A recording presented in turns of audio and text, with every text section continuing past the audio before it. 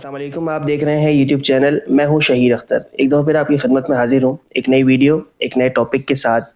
रमज़ान अल मुबारक के महीने में चंद अय्याम रह गए हैं। ग़ालिबन 21-22 से पहला रोज़ा होगा इंशाअल्लाह। आज का जो हमारा मौजू है वो है शुगर के हवाले से, कि रमज़ान जैसा कि पता है कि सब रोज़े रखते हैं, इसमें शुगर के जो मरीज़ हैं वो भी रोज़ा रखना चाहते हैं। तो उस हवाले से चंद सवालात मेरे पास मौजूद हैं कि शुगर के मरीज़ों को रोज़ा रखना चाहिए, नहीं रखना चाहिए, क्या करना चाहिए, कैसे रोज़ा रखें, शुगर बढ़ जाए तो क्या करें? ये सारे सवालात हैं जो मैं आज इस वीडियो में डॉक्टर सैयद तहसीन अख्तर साहब से करूँगा। मेरे साथ मौजूद हैं डॉक्टर साहब। अस्सलाम वालेकुम। वालेकुम सलाम। डॉक्टर साहब, सबसे पहले तो हमें ये बताइए, क्या शुगर के मरीज़ों को रोज़ा रखना चाहिए? देखिए, शुगर के मरीज़ भी रोज़ा रख सकते हैं, लेकिन उनको इससे पहले बल्कि 1.5 महीना पहले ही अपनी जिन डॉक्टर से वो इलाज कराते हैं उनके पास जा कर के अपना रिस्क असेसमेंट करा लेनी चाहिए कि उन्हें कितना रिस्क है। अगर मुख्तलिफ स्कोरिंग सिस्टम राइज हैं, रिसर्चर्स ने रमज़ान के हवाले से इसको डिज़ाइन किया है कि अगर किसी का रिस्क फैक्टर 6 से ज़ायद है तो वो रोज़ा ना रखे, तो ये हाई रिस्क में आ जाता है, और 6 से कम वाले रोज़ा रख सकते हैं। तो इस रिस्क को जानना ज़रूरी है।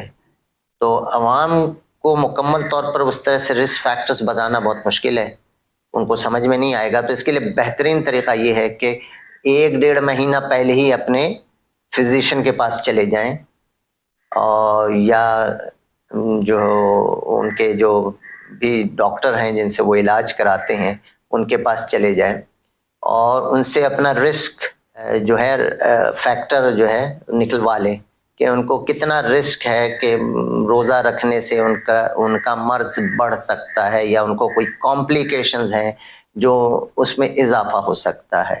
लेकिन ज़रूरी है कि वो जो कि उनके फिजिशियन या उनके जो डॉक्टर हैं वो इससे मुकम्मल आगाही रखते हों, ये भी जानना ज़रूरी है। ठीक है डॉक्टर साहब, आपने रिस्क फैक्टर के बारे में बताया, थोड़ा सा हमारे नाज़रीन को बताइए कि कौन से ऐसे रिस्क फैक्टर हैं? देखिए, आसानी से वैसे तो मुकम्मल तौर पर बताना मुश्किल है, लेकिन आसानी से आपको समझा दूं। देखिए, अगर किसी को किडनी डिजीज हो गई है डायबिटीज के साथ, कि उसका जो किडनी का फंक्शन है, हम उसे EGFR भी कहते हैं, ये अमूमन आप कराएं तो लैब में की रिपोर्ट के साथ आ जाती हैं। अगर तो उसका 30% से कम है तो वो हाई रिस्क में आ गया, तो ऐसा शख्स रोज़ा ना रखे, क्योंकि उसके किडनी मजीद डैमेज होने का चांस है उसको।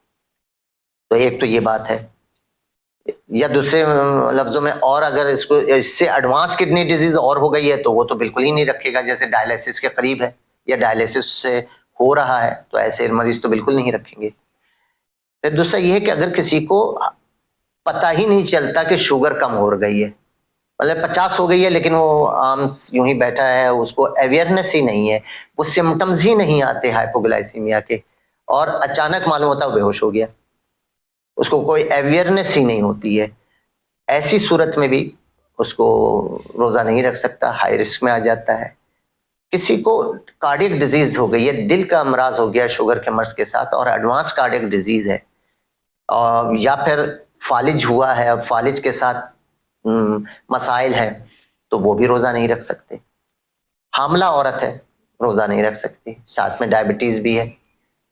इसी तरह डायबिटीज है और दूध पिलाने वाली माएँ, वो भी रोज़ा उनको नहीं रखना चाहिए। और इसके साथ ये है कि अगर किसी को कुछ कॉम्प्लिकेशंस एक्यूट हुई हुई हैं, जैसे पिछले ही हफ्ते या 1 महीना पहले किसी को हाइपोग्लाइसीमिया 1-2 दफ़ा हो गया है, तो उसको फिर है कि हाइपोग्लाइसीमिया फिर हो जाएगा, यानी शुगर की इंतहाई कम हो जाएगी, तो बेहोश होने का एहतमाल है, तो वो भी ना रखे। कोई डायबिटिक कीटो एसिडोसिस में चला गया या किसी और वजह से बेहोश हुआ है और ये 3 महीने के अंदर ही अंदर हुआ है, तो वो लोग भी रोज़ा ना रखें, क्योंकि उनमें भी ऐसा है। लेकिन देखिए, ये सारी चीज़ें हैं कि अगर ऐसे अपने तौर पे फैसला नहीं करना है, ये एक बहुत अहम मसला है और दीन का मसला है, और सब रोज़ा रखना चाहते हैं, تو اس کے لیے بہت ضروری ہے کہ صرف ان فزیشنز کے پاس جائیں یا ان ڈاکٹر حضرات کے پاس جائیں جو اس حوالے سے مکمل آگاہی رکھتے ہوں، نہ صرف اسلامی نقطہ نظر سے آگاہی رکھتے ہوں بلکہ مکمل گائیڈ لائن جو کہ ہر جگہ، اب تو آپ کسی ملک میں رہتے ہوں، یو کے کی گائیڈ لائن موجود ہے روزہ داروں کے حوالے سے، ڈائبٹک انٹرنیشنل فیڈریشن کی گائیڈ لائن موجود ہے، اور بھی دیگر اداروں کی گائیڈ لائنز موجود ہے، اور سبوں نے یہ مل بیٹھ کر کے یہ گائیڈ لائنز بنائی ہیں، اس کو فالو کیا جا سکتا ہے۔ مگر جس کو یہ پتا ہوگا، جس ڈاکٹر کو اور جس فزیشین کو، وہی آپ کو صحیح گائیڈ کر سکے گا، ادروائز آپ نقصان اٹھا جائیں گے۔ تو اس کے لیے اپنے طور پر بھی نہیں کرنا ہے، اور ایسے جو ڈاکٹرز ہیں ان کے پاس بھی آپ تشریف نہ لے جائیں کہ جو اس سے آگاہی نہیں رکھتے۔ اس میں کوئی اس سے برا ماننے والی بات نہیں ہے، کچھ لوگوں کو نہیں ہوتی ہے آگاہی اس حوالے سے، کیونکہ دیکھیے رمضان تو سال میں ایک مرتبہ آتا ہے، اور اس کو ٹریٹ کرنا ہر ایک فزیشین کے بس کی بات ہوتی بھی نہیں ہے۔ تو بہتر یہی ہوتا ہے کہ کسی ایسے فزیشین کے پاس آپ چلے جائیں جو کہ اس امور پر مکمل جو ہے اس پر ان کا آگاہی بھی ہوتی ہے، اور ان کا تجربہ بھی ہوتا ہے کہ اس سے پہلے انہوں نے ڈائبٹیز کو رمضان کے اوقات میں مینج کیا ہوا ہوتا ہے۔ صحیح۔ ڈاکٹر صاحب ایک سوال اور بھی آپ ہمیں یہ بتائیے کہ روزے کے دوران اگر کسی نے شوگر کا مرض ہے، کسی کو اس نے روزہ رکھا ہوا ہے، تو روزے کے دوران کیا شوگر ٹیسٹ کر سکتے ہیں؟ جی بالکل کر سکتے ہیں۔ روزے کے دوران ہمیں بہت ساری باتیں مس کانسیپٹ ہے۔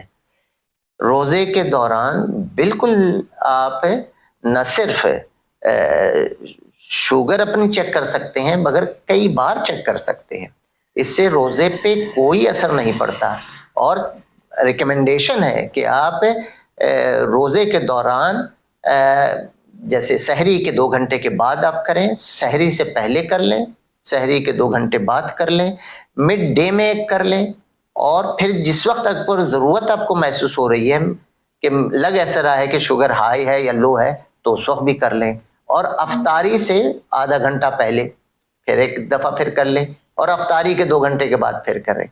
تو یہ اتنے ہیں، لیکن ضروری نہیں کہ یہ ہر ڈائبٹک پیشنٹ جو کہ روزہ رکھ رہا ہے وہ یہ کرے گا۔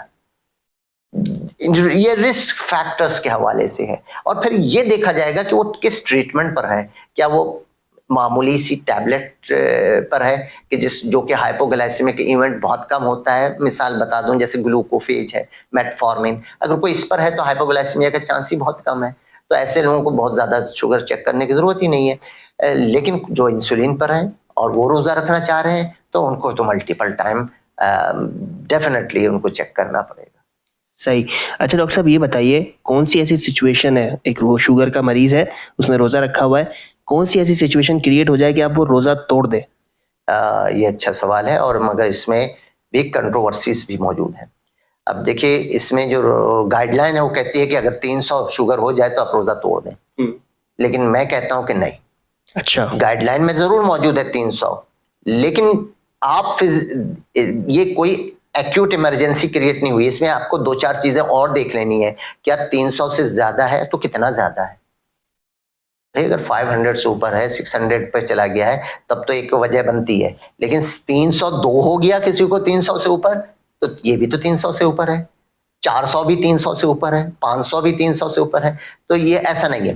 آپ کو اگر آپ نے ایک وقت چیک کیا ہے اور 310 آ گئی ہے، لیکن آپ اپنے آپ کو بالکل فٹ محسوس کر رہے ہیں، آپ کو کوئی پیشاب کی زیادتی نہیں ہے، آپ کو پیاس کی زیادتی کوئی محسوس نہیں ہو رہی، آپ کی سانس کی رفتار کوئی زیادہ نہیں چل رہی ہے، اور سانس میں کوئی ایک طرح کی خاص مہک آنا شروع ہو جاتی ہے، وہ بھی نہیں، تو عموماً اس میں کہتے ہیں کہ دیکھیے اگر ڈائبٹک کیٹوایسیڈوسس ہونے کا خطرہ چانسز ہو سکتا ہے، تو ایسی کنڈیشن میں جو ہے نا، تو بہتر یہ ہوتا ہے کہ آپ فوراً اپنے ڈاکٹر کو رجوع کر لیں، ان کے پاس چلے جائیں، وہ آپ کو اس وقت اسس کر لیں گے۔ ہو سکتا ہے کہ آپ نے سحری میں کچھ ایسی چیز کھا لی ہے جس سے بڑھ گیا ہے، تو آپ 1 گھنٹے کے بعد پھر شوگر چیک کر لیں، ہو سکتا ہے کہ 1 گھنٹے کے بعد وہ شوگر ابھی 310 آئی تھی وہ 280 پر آ جائے۔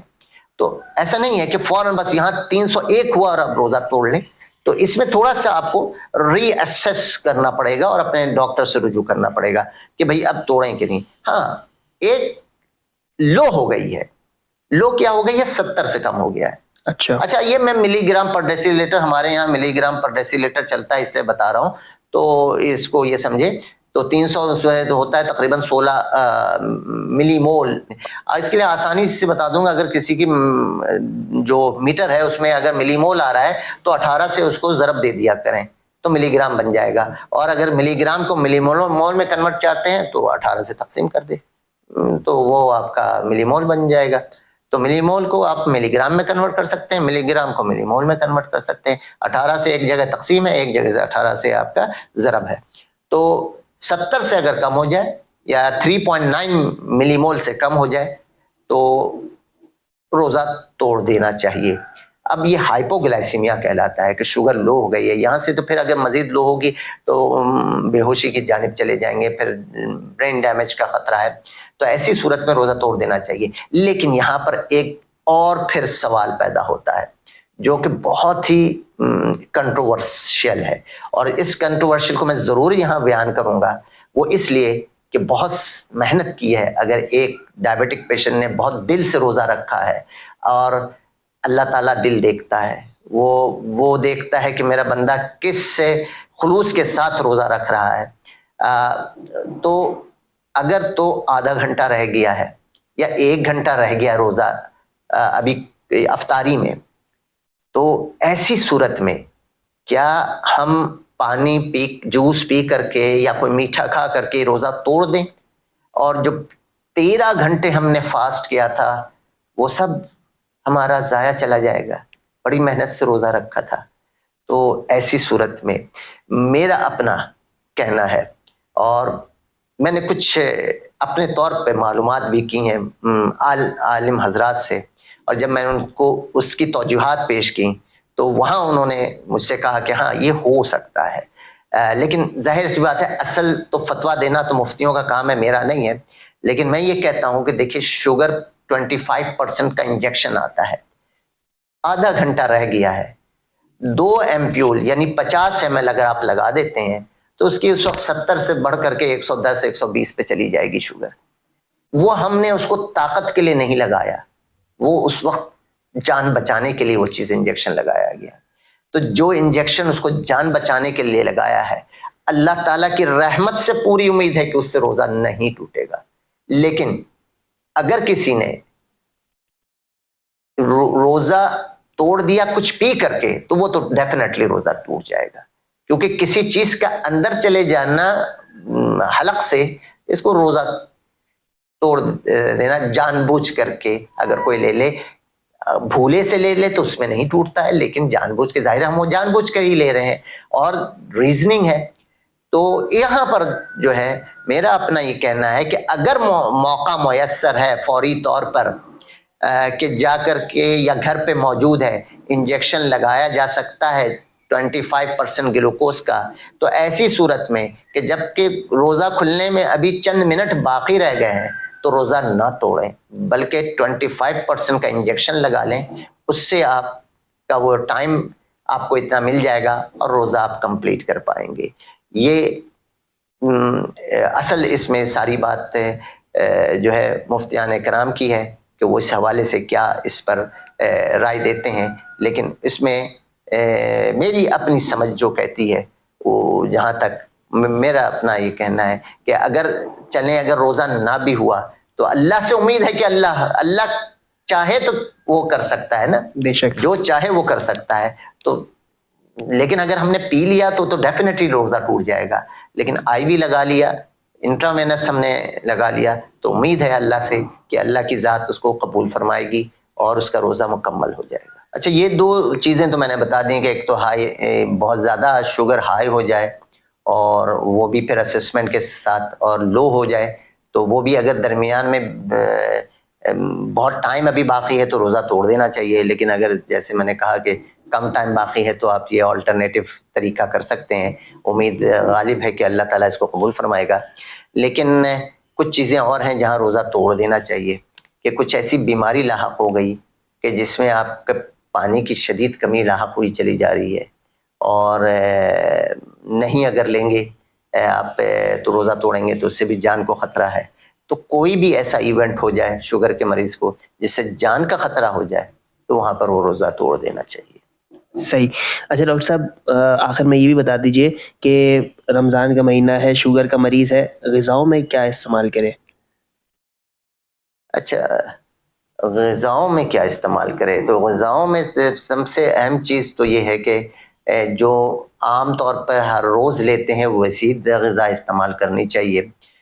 بہت زیادہ جو تلی ہوئی اشیاء لی جاتی ہیں اور فاسٹ فوڈ لی جاتی ہیں اور پروسیس ڈائٹ لی جاتی ہیں اور اس کے علاوہ مشروبات ہیں، ان کو اوائڈ کرنا چاہیے. بیکری آئٹم ہے، ان کو اوائڈ کرنا چاہیے. ادروائز نارمل طریقے کی جو غذائیں ہیں، چاول ہے، روٹی ہے، یہ کھائی جا سکتی ہیں، اس میں کوئی مذائقہ نہیں ہے. اور اس کے علاوہ فروٹ اور سبزیاں آپ لے سکتے ہیں، تو فروٹ بھی کھائیں، سبزیاں بھی لیں. اور خصوصاً سحری کے اوقات میں سحری ہمیشہ لیٹ آورز میں کریں. یہ ایک تو اسلام کا حکم بھی ہے اور اس میں ہمارے نبی صلی اللہ علیہ وآلہ وسلم کا حکم بھی ہے کہ لیٹ سحری کرنا چاہیے، سنت رسول بھی ہے. اور اس کے فوائد بھی ڈائبٹک پیشنٹ کو ملیں گے کہ لیٹ کریں. اور یہ جو سحری میں عموماً ایسی غذائیں کھائیں جس میں کمپلیکس کاربوہائیڈریٹ ہو، جیسے سبزیاں ہیں، فروٹس بھی ہیں، ملٹی گرین آٹا جو آتا ہے وہ کھا سکتے ہیں، گندم کھا سکتے ہیں، چاول کھا سکتے ہیں. تو چاول سے مراد بریانی نہیں ہوتی، لوگ فوراً سے بریانی سمجھ جاتے ہیں. تو ابلے ہوئے چاول لے سکتے ہیں، خاص کر کے باسمتی چاول ریکمینڈڈ ہے، جو پالشڈ رائس نہ ہو، بہترین ہوتا ہے. تو وہ آپ کھائیں. تو یہ دیر تک اور ڈیلیڈ اس کی ایبزارپشن ہوتی ہے، تو وہ آپ کا شوگر ایک دم سڈنلی رائز نہیں کرتا، بلکہ وہ آہستہ آہستہ، اور پھر ہائپوگلائسیمیا کا چانس بھی اس سے کم ہو جاتا ہے. تو اس طرح کے استعمال کرنا چاہیے. اچھا ڈاکٹر صاحب ساتھ ساتھ یہ بھی بتا دیجئے، رمضان کا مہینہ ہوتا ہے، روزہ جب افطار کیا جاتا ہے تو کھجور سے کیا جاتا ہے، کیا شوگر کے مریض کھجور کھا کے روزہ افطار کر سکتے ہیں؟ جی بالکل کر سکتے ہیں. کھجور جو ہے ہائی گلائسیمک انڈیکس میں نہیں آتا. کھجور کا گلائسیمک انڈیکس 42 سے لے کر کے 48 تک ہوتا ہے، لیکن اس میں جو گلائسیمک لوڈ ہوتا ہے وہ 18 ہوتا ہے، تھوڑا زیادہ ہوتا ہے. لیکن ایک جو کھجور ہے اس میں 23 کیلوریز ہوتی ہیں. تو ایک کھجور لیا جا سکتا ہے، بآسانی لے سکتے ہیں. اور ایک کھجور کے ساتھ دیکھیں سنت رسول بھی پوری ہو جائے گی اور کوئی مسئلہ بھی کریٹ نہیں ہوگا. آپ ایک کھجور سے روزہ بالکل افطار کر سکتے ہیں، کوئی ممانعت نہیں ہے، اور اس سے آپ کی شوگر بھی بہت زیادہ نہیں بڑھے گی. اچھا ڈاکٹر صاحب یہ بتائیے کہ شوگر کے مریض اکثر دوائیں لیتے ہیں، مخصوص دوائیں لیتے ہیں، کچھ انسولین پر ہوتے ہیں، وہ کس طرح سے روزہ رکھیں اور کیا انسولین لگا سکتے ہیں؟ ہاں، انسولین لینے والے بھی روزہ رکھ سکتے ہیں. دیکھیں مختلف ادویات پہ لوگ ہوتے ہیں، ہاں وہ رسک فیکٹرز ان کا ضرور زیادہ ہو جاتا ہے. آپ اگر ان کے رسک کے فیکٹرز نکالیں گے تو ڈپینڈ کرتا ہے کہ انسولین جو لوگ لے رہے ہیں وہ کس ٹائپ کی انسولین لے رہے ہیں، کتنے ٹائم لیتے ہیں، یہ چیز بہت اہم رکھتی ہے. تو عموماً اس کی ڈوز کی ایڈجسٹمنٹ کی جاتی ہے، یہ آپ کا فزیشین کرے گا. یہاں پر میں یہ ڈوز ایڈجسٹمنٹ نہیں بتاؤں گا کیونکہ یہ بتانا بھی نہیں چاہیے. صرف اتنا بتا دوں کہ سیم ڈوز کے ساتھ آپ روزہ نہیں رکھ سکتے. آپ کی ڈوز ایڈجسٹمنٹ آپ کا فزیشین کرے گا، جو کہ یہ جانتا ہے کہ وہ کیسے کرنا چاہیے اور جو ریکمنڈیشن ہے اسی کے حساب سے کرے گا. اسی طرح جو ادویات لی جاتی ہیں، خاص کر کے وہ ادویات جو کہ انسولین سیکریٹ کرواتی ہیں وہاں سے پینکریاس سے، تو وہ ادویات بھی جو لے رہے ہیں جس کو ہم عموماً عام طور پر سلفونائل یوریا کے نام سے جانتے ہیں، تو وہ ادویات بھی جو لے رہے ہیں ان کی بھی ایڈجسٹمنٹ کی بہت ضرورت ہوتی ہے، بہت نیڈ ہوتی ہے. تو دیکھیے اپنے طور پہ کچھ مت کیجیے، اگر اپنے طور پہ آپ کریں گے تو نقصان اٹھا دیں گے. اور اسی طرح سے ایک وہ ڈاکٹر بھی جو کہ ڈائبٹیز کے حوالے سے اور رمضان کے حوالے سے گائیڈ لائن سے بالکل ناواقف ہے، وہ بھی آپ کو مشورہ صحیح نہیں دے سکے گا. تو یہ جاننا آپ کا کام ہے کہ آپ کو کس کے پاس جانا چاہیے اور کون آپ کو صحیح رہنمائی کر سکے گا. تو اس سلسلے میں بغیر رہنمائی کے آپ روزہ اسٹارٹ نہ کریں، بلکہ پہلے رہنمائی حاصل کریں تاکہ آپ صحیح طور سے روزہ رکھ بھی سکیں اور اس کے فیوز اور برکات سے بہرہ مند بھی ہو سکیں. ٹھیک ہے ڈاکٹر صاحب، بہت شکریہ، آپ نے وقت دیا۔ ناظرین، یہ تھی آج کی ویڈیو، امید کرتے ہیں اس سے آپ کو انشاءاللہ بہت فائدہ ہوگا۔ آج کے لیے اتنا ہی، انشاءاللہ آپ سے ملاقات ہوگی کسی اور ویڈیو میں کسی اور ٹاپک کے ساتھ۔ جب تک کے لیے اجازت دیجیے، السلام علیکم ورحمۃ اللہ۔